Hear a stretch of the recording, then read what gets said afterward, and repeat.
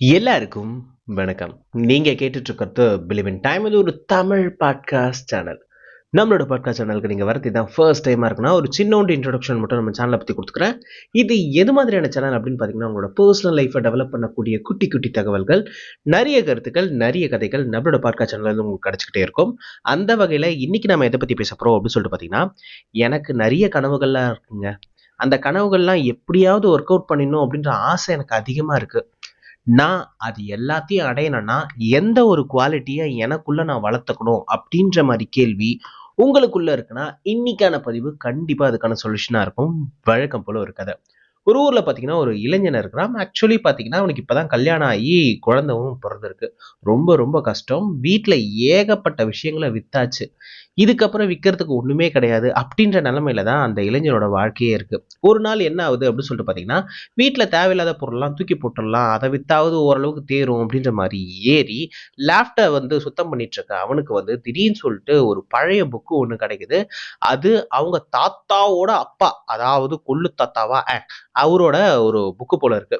அந்த புக்கு வந்து கிடைக்குது. என்னடா இது, நம்ம தாத்தாவோட அப்பா கைப்பட எழுதியிருக்காரே அப்படின்னு சொல்லிட்டு எடுத்து படிச்சா ஒவ்வொரு பக்கம் படிக்கிறப்பயும் அவனுக்கு அவ்வளோ ஆச்சரியமா இருக்கு.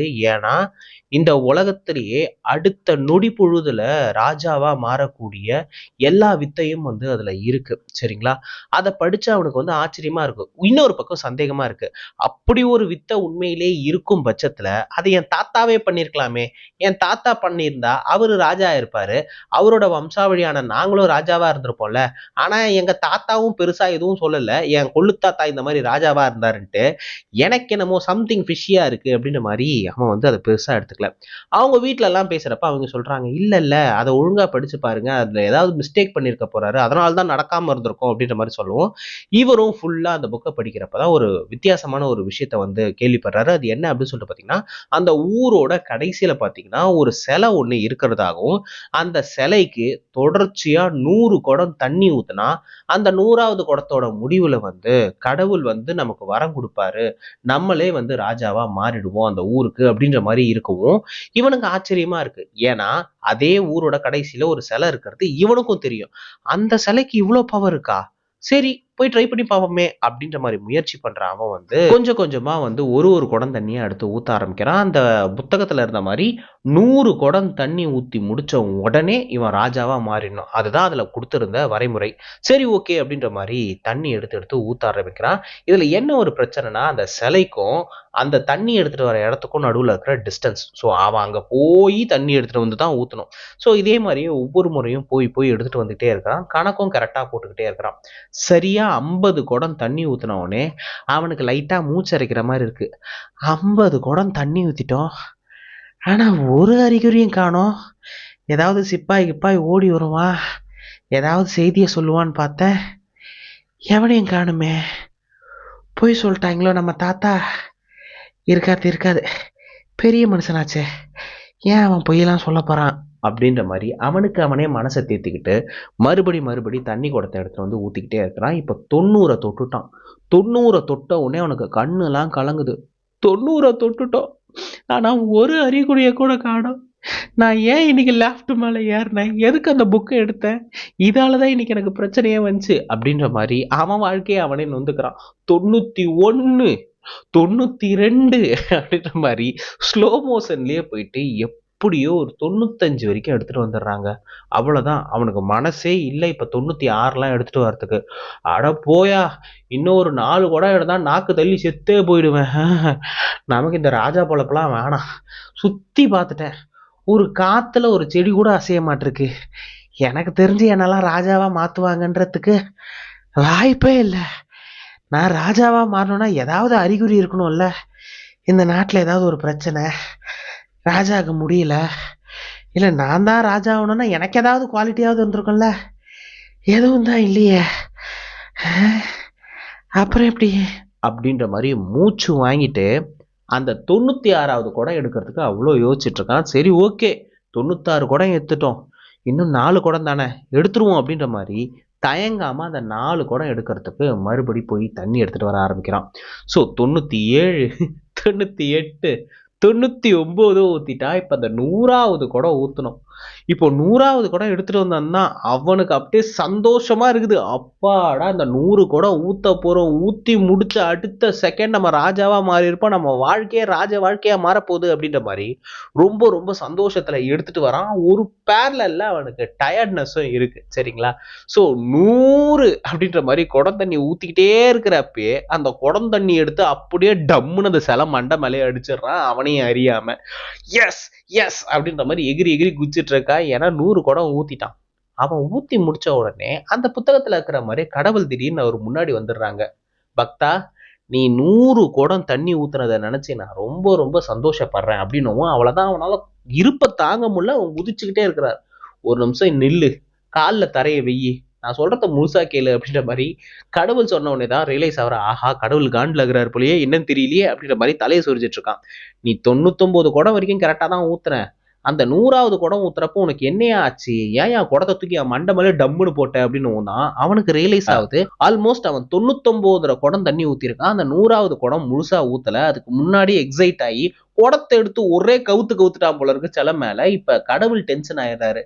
நீயும் உன் தாத்தனை மாதிரிதான், உன் தாத்தனும் அறிவு கெட்டு போய் இதையே தான் பண்ணா, நீயும் அதே தான் பண்ணிருக்க, உங்களெல்லாம் திருத்த முடியாதரா அப்படின்ற மாதிரி கடவுள் இப்ப டென்ஷனா பேசுறாரு. ஐயோ, என் தாத்தனும் இதே தான் பண்ணானா? அப்பவே சந்தேகப்பட்டேன். அந்த புக்கெல்லாம் படிச்சிருக்கான், இந்நேரத்துக்கு ராஜா ஆயிருக்கணும், ஏன் ராஜாவானா அவனும் குடத்தை எடுத்து கவுத்து விட்டான் போலயே அப்படின்ற மாதிரி இப்பதான் அவனுக்கு ரியலைஸ் ஆகுது.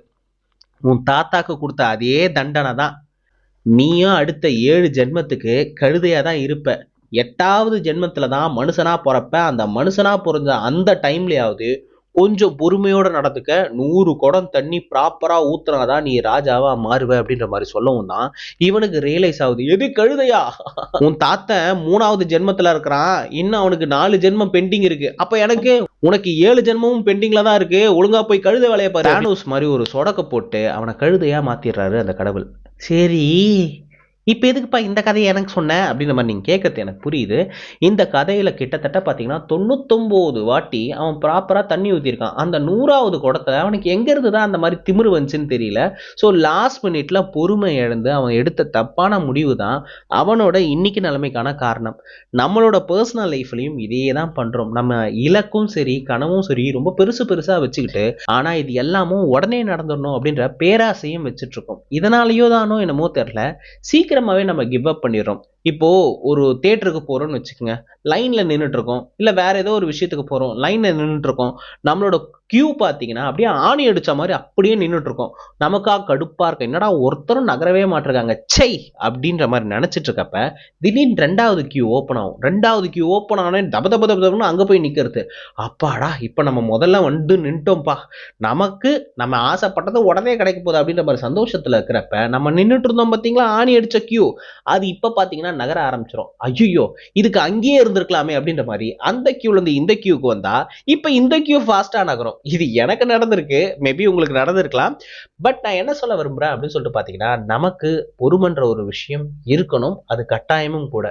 நம்ம இப்பெல்லாம் பாத்தீங்கன்னா அந்த பொறுமையை வந்து இழந்துடுறோம். நம்ம இழக்கிற அந்த பொறுமையாலேயே நமக்கு கிடைக்க வேண்டிய வாய்ப்புகளும் பின்னாடி தள்ளி தள்ளி போயிட்டு இருக்கு. ஒரு முறை பார்த்தீங்கன்னா, எனக்கு நல்ல ஞாபகம் இருக்கு.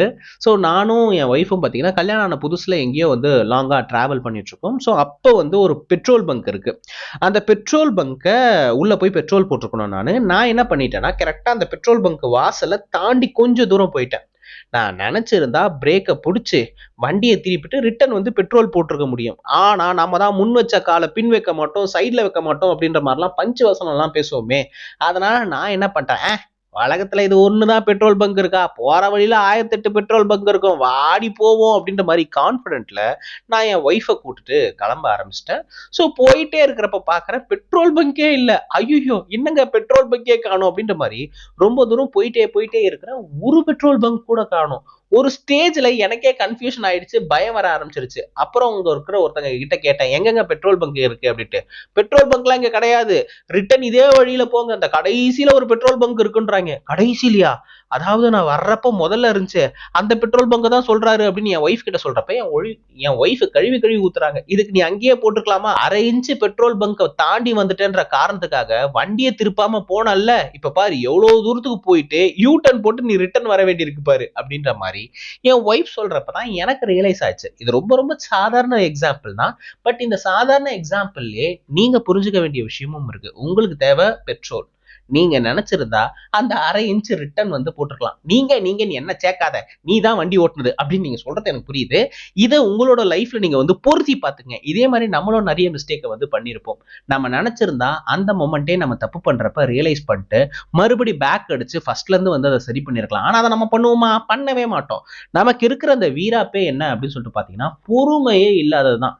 ஆஹா தலைகீழாகத்தான் குதிப்பேன் அப்படின்ற மாதிரி கிடைக்கிற ஏகப்பட்ட விஷயங்கள், ஏகப்பட்ட வாய்ப்பு அந்தந்த மொமெண்ட்ல வந்து நழுவ விட்டுட்டு கடைசி வரைக்கும் அன்னைக்கே யூஸ் பண்ணிருக்கணும், நான் இருக்க வேண்டிய இடம் இது அப்படின்ற மாதிரி கடைசி வரைக்கும் இன்னொருத்தவங்களோட வாழ்க்கையை பார்த்துட்டு அது நான் இருக்க வேண்டியது, இந்த இடத்துல நான் இருக்க வேண்டியது, அந்த பதவி எனக்கு கிடைக்க வேண்டியது அப்படின்ற மாதிரி வாயிலேயே வடை சுட்டுருக்க போறோமா, இல்ல இனிமேல் நம்மளோட லைஃபை மாத்திக்கிட்டு இவ்வளவு தூரம் கடந்து வந்துட்டோம்ல, இந்த கொஞ்சம் கஷ்டமான பேசியும் கடந்துட்டோம்னா நமக்கு கிடைக்க வேண்டிய அந்த ஆதாயமும் கிடைச்சிரும் அப்படின்னு சொல்லிட்டு வாய்ப்பை பயன்படுத்திக்க போறோமா அப்படின்றது நம்ம கையில தான் இருக்கு. ஐ ஹோப் இன்னைக்கு நான் சொன்ன இந்த விஷயம் கண்டிப்பா எல்லாருக்கும் பயனுள்ளதா இருக்கும் நான் நினைக்கிறேன், நம்புறேன். எல்லா மனசும் ஒரு சின்னோண்டு பாராட்டுக்கு தானே எங்க கிடக்கு. உங்களுக்கு இந்த பதிவை பத்தியோ இல்ல என்ன பத்தியோ ஏதாவது சொல்லணும்னு இருந்துச்சுன்னா அதை மறக்காம கமெண்ட் பாக்ஸ்ல வந்து சொல்லுங்க. உங்களோட ஒவ்வொரு பதிவையும் நான் வாசிச்சுட்டு தான் இருக்கேன். என்னோட ரெகுலர் ஆடியன்ஸ் கிட்ட இருந்து நான் எதிர்பார்க்கறதுலாம் கமெண்ட்டும் சப்ஸ்கிரைபும் மட்டும்தான். இதை நீங்க பண்ணிட்டீங்கன்னா அடுத்து இந்த வீடியோ உங்களுக்கு பிடிக்கும் பட்சத்துல இது நிறைய பேருக்கு போய் சேர்ந்தா அவங்களோட வாழ்க்கையை மாத்தும் அப்படின்னு உங்களுக்கு தோணுச்சுன்னா இதை மறக்காம ஃபார்வர்ட் பண்ணி அவங்களையும் பார்க்க வைங்க. உங்களோட கையை எடுத்துட்டு போய் ஹைப் பட்டன்ல புத்தனாப்புல அமைக்கினீங்கன்னா இது பல பேருக்கு போய் சேர்றதுக்கான வாய்ப்பு நிறைய பேருக்கு. நான் ஆல்ரெடி சொன்ன மாதிரி நாளைக்கு இன்னொரு கதையோடும் கருத்தோடும் டெஃபினட்டா நான் உங்களை வந்து சந்திக்கிறேன். அதுவரை உங்களிடமிருந்து விடைபெறுவது நான் தான், நான் மட்டும்தான். நன்றி.